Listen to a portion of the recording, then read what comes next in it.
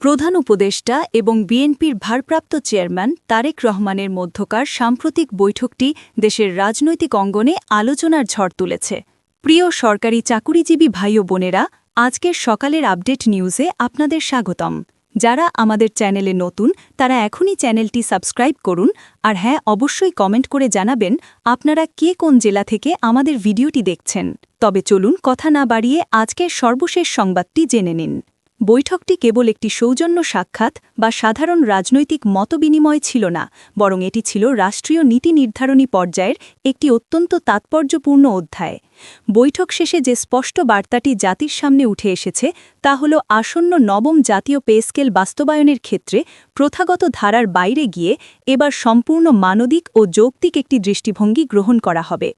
আর সেই দৃষ্টিভঙ্গির মূল কথা হল, সবার আগে গুরুত্ব দেওয়া হবে অবসরপ্রাপ্ত সরকারি কর্মচারী এবং যারা অদূর ভবিষ্যতে অবসরে যেতে যাচ্ছেন তাদের পেনশন ব্যবস্থাকে।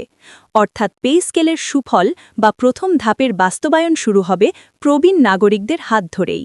বাংলাদেশে সাধারণত পে স্কেল সংস্কার বা বেতন বৃদ্ধির আলোচনা শুরু হলেই সবার আগে চোখের সামনে ভেসে ওঠে বর্তমানে কর্মরত কর্মকর্তা ও কর্মচারীদের বেতন বৃদ্ধির চিত্র।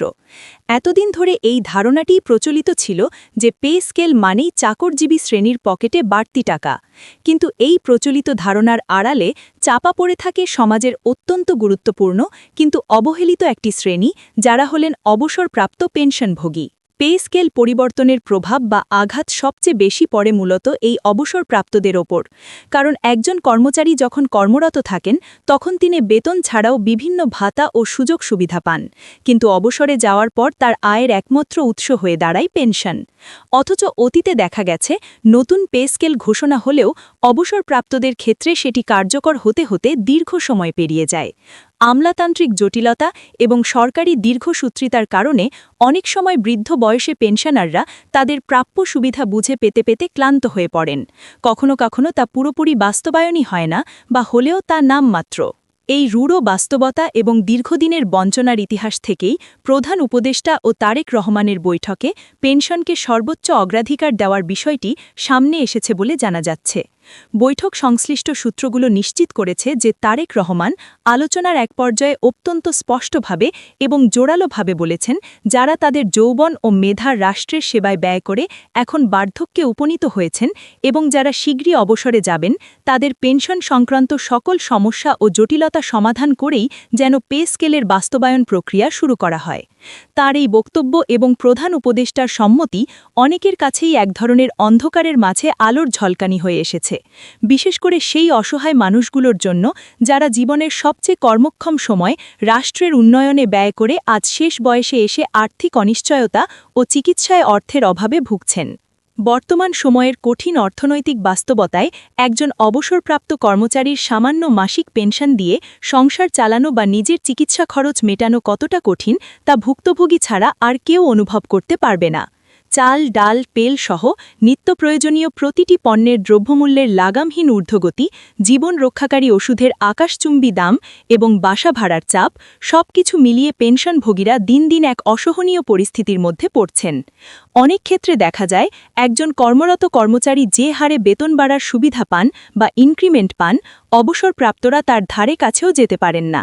ফলে একই বাজারে বসবাস করেও কর্মরত এবং অবসরপ্রাপ্তদের মধ্যে এক বিশাল অর্থনৈতিক বৈষম্য তৈরি হয়, যা সমাজে অস্থিরতার জন্ম দেয় এবং প্রবীণদের মনে ক্ষোভের সৃষ্টি করে।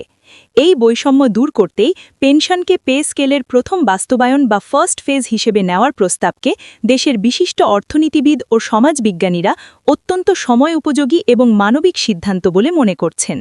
রাজনৈতিক ও প্রশাসনিক বিশ্লেষকদের মতে এটি শুধু একটি সাধারণ আর্থিক সিদ্ধান্ত নয়, বরং এর পেছনে একটি গভীর সামাজিক ও নৈতিক বার্তা রয়েছে। রাষ্ট্র এই সিদ্ধান্তের মাধ্যমে বলতে চাইছে যে যারা রাষ্ট্রের জন্য কাজ করে আজ অবসরে আছেন তাদের ছুঁড়ে ফেলা হয়নি, বরং তাদের জীবনের শেষ পর্যায়ে সম্মানজনক জীবনযাপনের নিশ্চয়তা দেওয়া রাষ্ট্রের সাংবিধানিক ও নৈতিক দায়িত্ব। এই বার্তায় প্রবীণদের প্রতি রাষ্ট্রের শ্রদ্ধাবোধ ফুটে উঠেছে। বৈঠক থেকে প্রাপ্ত তথ্যে জানা যাচ্ছে, পেনশন ব্যবস্থার সংস্কার শুধু মাসিক টাকার অঙ্ক কিছুটা বাড়ানোর মধ্যেই সীমাবদ্ধ থাকবে না, বরং এর পরিধি হবে আরও ব্যাপক। পেনশন গণনার সনাতন পদ্ধতি পরিবর্তন, গ্র্যাচুইটির হার বৃদ্ধি, উৎসব ভাতার পরিমাণ বাড়ানো এবং বিশেষ করে চিকিৎসা সুবিধাকে আধুনিক ও বাস্তবসম্মত করার বিষয়গুলো নতুন করে পর্যালোচনা করা হতে পারে। এমনকি শতভাগ পেনশন সমর্পণের যে জটিলতা ছিল তা নিরসনের বিষয়টিও আলোচনায় রয়েছে। অর্থাৎ পে স্কেলের আলোকে একটি পূর্ণাঙ্গ এবং স্বয়ংসম্পূর্ণ অবসর সুবিধা কাঠামো গড়ে তোলার চিন্তাভাবনাই এখন নীতি নির্ধারকদের আলোচনার কেন্দ্রে রয়েছে। এই সিদ্ধান্ত যদি সত্যিকার অর্থে বাস্তবায়িত হয় তবে সবচেয়ে বড় পরিবর্তন আসবে অবসরপ্রাপ্ত কর্মচারীদের মানসিক অবস্থায়।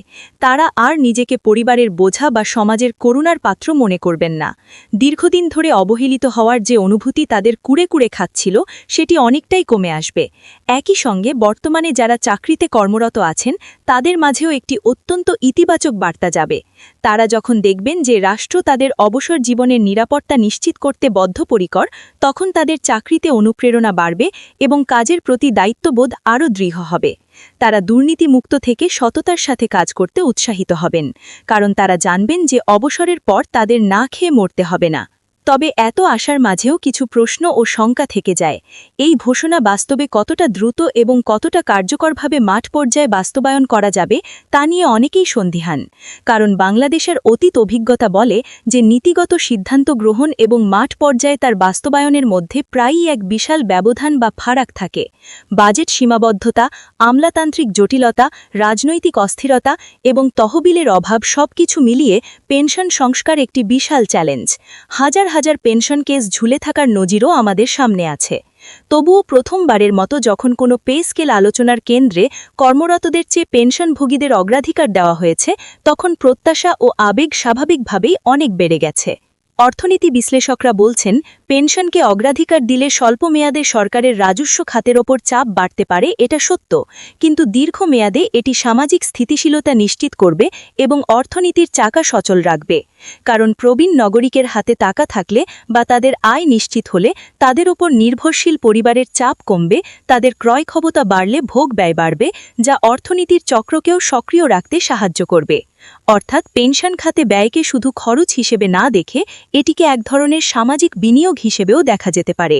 রাজনৈতিক দৃষ্টিকোণ থেকেও প্রধান উপদেষ্টা ও তারেক রহমানের বৈঠক শেষে পেনশনকে পে স্কেলের প্রথম বাস্তবায়ন হিসেবে ঘোষণার বিষয়টি শুধু একটি সাধারণ সংবাদ বা শিরোনাম নয়, বরং এটি দেশের ভবিষ্যৎ অর্থনৈতিক ও সামাজিক কাঠামোর পরিবর্তনের ইঙ্গিত বহন করে। এটি একটি মানবিক রাষ্ট্র গঠনের পথে বড় পদক্ষেপ। এখন দেশের লাখো মানুষের চোখ কেবল একটি প্রশ্নের দিকেই নিবদ্ধ: এই স্পষ্ট ও মানবিক বার্তা কি দ্রুত দাপ্তরিক আদেশ বা গ্যাজেটে রূপ নেবে, নাকি এটিও অতীতের আরও অনেক ঘোষণার মতো কেবল ফাইলের স্তূপেই চাপা পড়ে থাকবে? সেই উত্তরই নির্ধারণ করবে এই বৈঠক ইতিহাসে কতটা স্মরণীয় হয়ে থাকবে। তবে আপাতত এই ঘোষণায় দেশের প্রবীণ নাগরিকের মনে যে স্বস্তির বাতাস বইছে তা অনিস্বীকার্য। ভিডিওটি খুবই জরুরি, তাই দয়া করে সবার সাথে ভিডিওটি শেয়ার করতে ভুলবেন না। আর নতুন ভিডিও আপডেট পেতে এখনই চ্যানেলটি সাবস্ক্রাইব করুন।